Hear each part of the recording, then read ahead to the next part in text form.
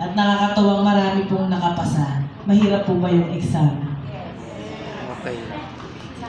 Sino po yung nahirapan sa written? Parang walang nahirapan. Mukhang kailangan nating Mahirap po ba yung written? O mas mahirap po yung actual? Anong mahirap po sa actual? Nakakaba. Parang sasabihin nyo, the first basic step of massage is effleurage. From the root word, from the Greek word, effleur. Di ba?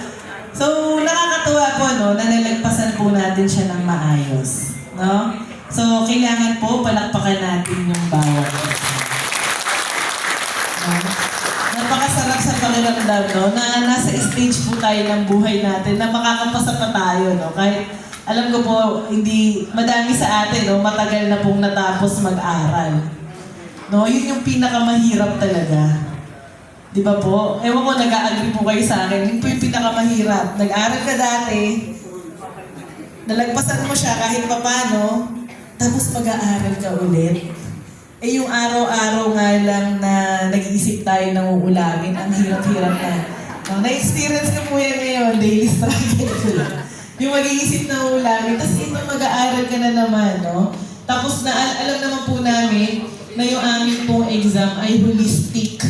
No, hindi po siya talagang basta-basta. In a way po, talagang kailangan po nating mabalikan, no, yung mga principles, no, yung mga basic knowledge po bilang massage therapist. Bakit po? Kailangan po kasi natin yan i-apply, no? Baka po pagdating po na nakuha nyo na ho yung lisensya ninyo, makalimutan niyo po yung basic, no? Ang masama doon, nagmasahe kayo sa mga endangerment sites. Diba? Sana hindi. Okay? So, again, simulan na po natin, no? So much for that. Ipapakilala ko lang po sa inyo ang aming committee.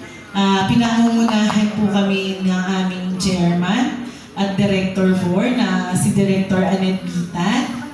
No? Sadly, wala na po si director ngayon. Meron po siyang heavier commitment, no? And also our Director 3, Director Rodel C. Flores, na wala din po ngayon.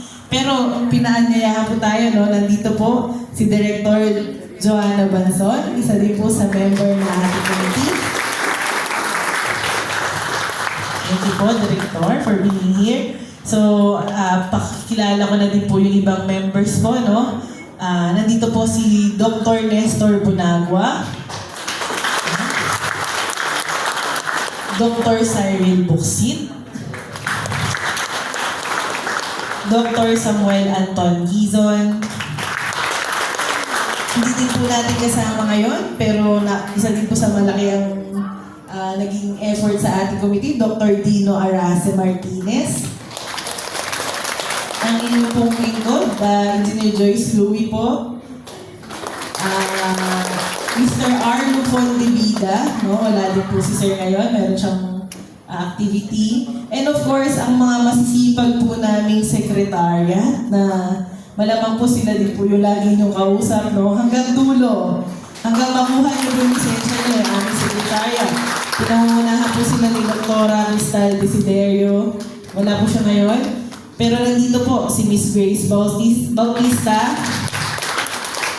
si Ma'am Noemi Maglala, and of course, the last but not the least, no, si Sir Rod, na busy-busy, Lonzeros. Okay po. So, on behalf po ng committee, welcome, no, and advance congratulations sa bawat isa. Okay? So, without further ado, no, puntahan na po natin yung part na pinakahihintay ng lahat. Okay po? So, magpunta na po tayo sa induction ng ating O-takers. So, maaari ko lamang pong tawagan si Dr. Samuel Anton Gizon para pangunahan po tayo. So, meron po kayo ng papel? Lahat po meron na? Yes. Okay po. So, tayo na po tayong lahat.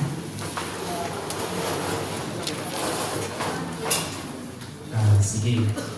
Para sa pangungupahan ng katungkulan, repeat after me. So raise your right hand. Yes, sir. So, magandang hapon po sa inyong lahat. Magandang hapon. Nakatingin lang po ako sa inyo, pero nasa sense ko yung excitement. No? Very, very palpable yung saya, yung excitement sa lahat. At gusto kong simulan ito by saying congratulations sa ating mga bagong lisensyadong massage therapists. You've all worked hard for this. Talaga palang mahirap. So, kanina parang, not everyone passed. So, only about 1/3. Tama po. 1/3. Ibig sabihin, sa 100 na nag-take, 33 lang ang more or less na pumasa. So, ibig pong sabihin, you worked really hard. Huh?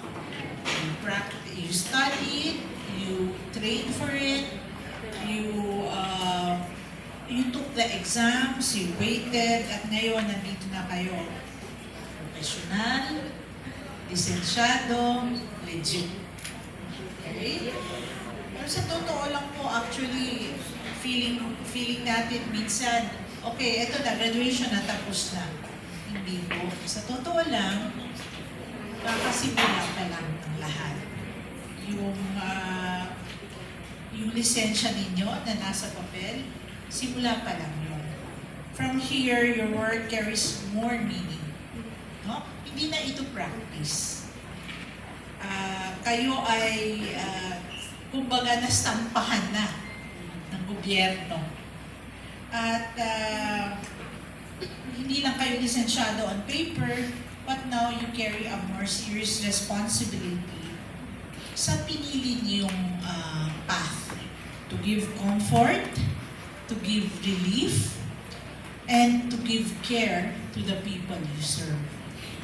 No? Pinili ninyo na ito ang gusto kong gawin. Ito ang gusto kong kontribusyon para sa kalusugan, para sa bayan. Gusto kong tumulong sa iba. Gusto kong magbigay ng comfort, magbigay ng relief. Okay? Hindi nyo piniling maging bank teller or maging inhinyero. Gusto nyo magbigay ng relief sa mga taong nagsasuffer. And this carries with it a responsibility. Maraming salamat din sa inyong mga parents, sa inyong mga families, sa inyong mentors, at lahat na sumusuporta sa inyo. Hindi po naging madali ang journey na ito. For a lot of you didn't get here alone. Meron kayong mga support structures. No? Sa inyo, to our newly licensed massage therapists, carry your work with pride. Pero stay humble, keep learning. Hindi natatapos po sa lisensya ang inyong learning. Tama po. No? Stay grounded and always remember why you chose this path. Pinili po ninyo ang path na ito.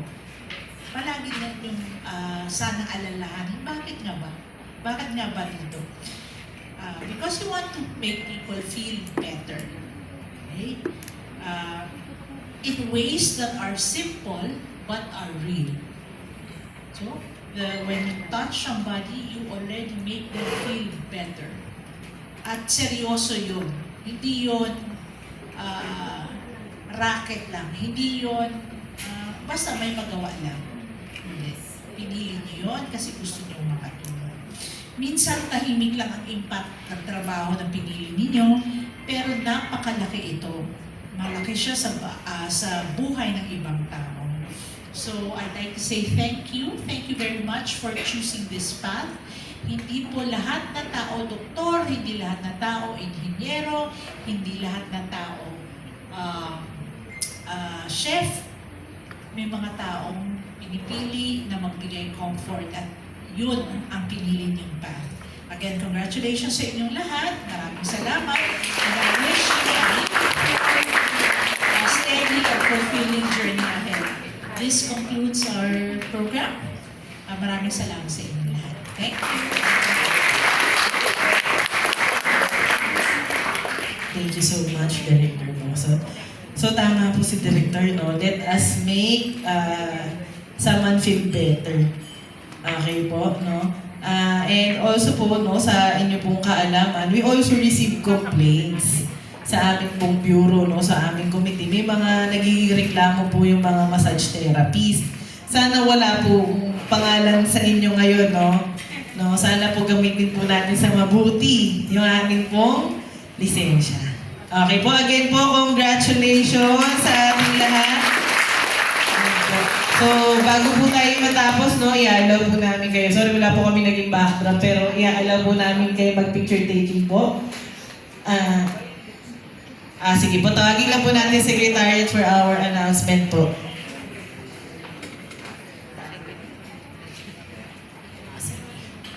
So, meron po ba ditong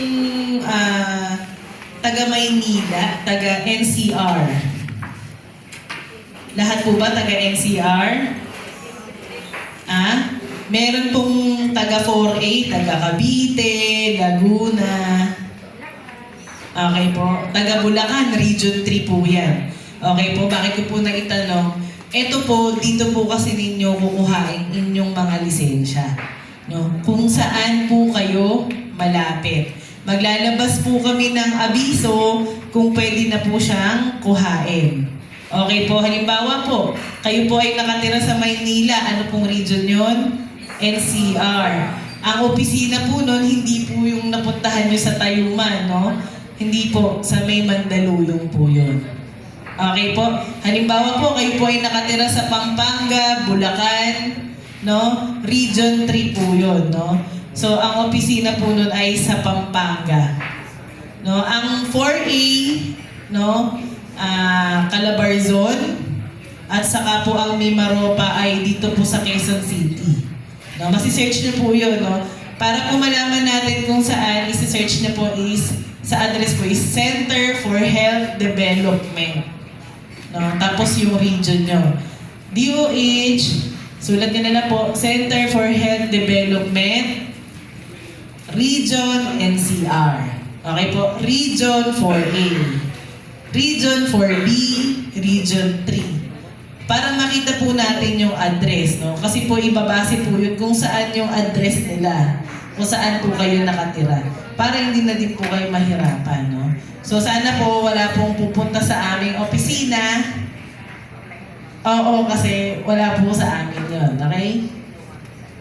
Tapos po, ang kailangan nyo pong dalhin at hindi walain ang inyong NOWA. Okay po, mahalaga po yan. Pati po yung oath-taking form ninyo or yung panunumpa. Okay po, so huwag nyo na din pong kalimutan, magdala po kayo ng inyong identification card. Okay. Ngayon po, no? So, nag-practice na po kayo. Nakuha niyo po yung inyong mga lisensya. Okay po, no? Nakuha niyo po sa region. Ngayon po, kung saan niyo po yung nakuha, after 3 years, doon din po kayo magre-renew. Malinaw po? Okay po, balikan po natin, ha? Yung inyong pong license, no? To practice ay makukuha po sa regional office kung saan po kayo malapit nakatira. May mga taga-region 6 po yata dito. Meron po ba? May taga-probinsya, taga-Visayas, taga-Mindanao.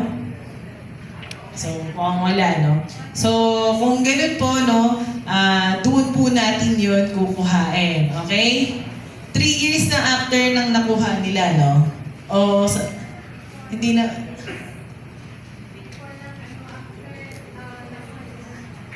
Ako, ma'am. Pero yung date na yon yung nabigay. Anong start ng license natin, ma'am? January? Start ng license. Ngayon din, no? Ngayong araw. So, ang mapapaso po yung license nyo, no? Hindi naman paso. Pero kailangan po natin siya i-renew na June 8 din po, 2029. Okay po, pupunta po ulit kayo sa region. No? Bakit po kailangan nyo yung tandaan, no? Kasi marami po kaming instances, hindi po sila nagre-renew.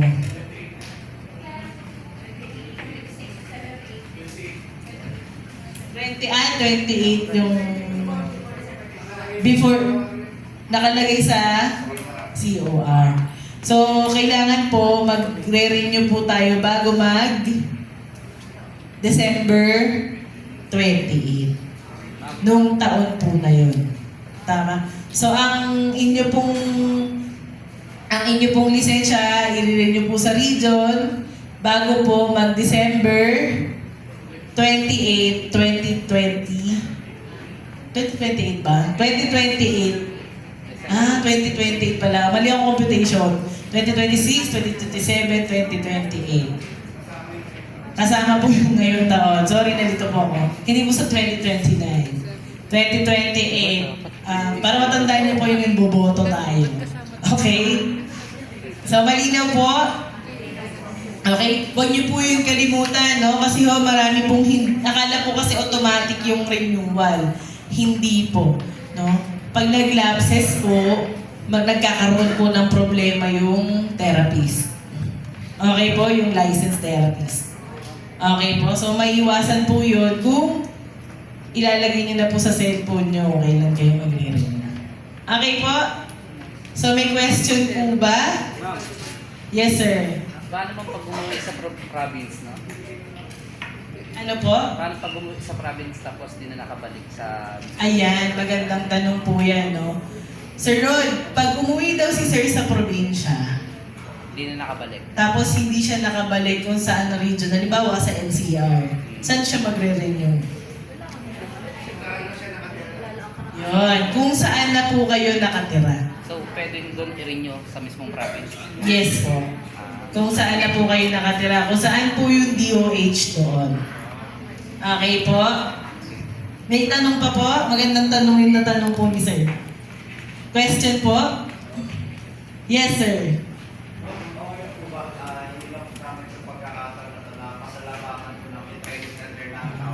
Wow. Ayan. So, palakpakan naman natin yung training center, yung mga trainers. Tayo naman po kayo pag-recognize. Ayan. Yung ating mga training centers, yung trainers. Ito pala si Sir Don, no? At ko lang si Sir Don. Hello, Sir Don. Yan. Yan sila, ma'am. Naku, familiar faces yan. Yearly kasi kami nagkikita-kita. Ayan, no? So, palakpakan natin sila. Maraming salamat po. At very constant din po yung communication nila sa amin para po sa inyo. Okay po. So, thank you very much po. So, magpipicture taking po tayo. Sasama po yung mga taga DOH po, no? Per training institution na lang po tayo. Okay lang po? Sige po. Sir, maglagay na lang tayong chairs. Ay, okay. Ito na lang. Kabuuan na lang daw po. Sige, pwesto na lang kayo dito daw sa unahan. Picturean namin kayo.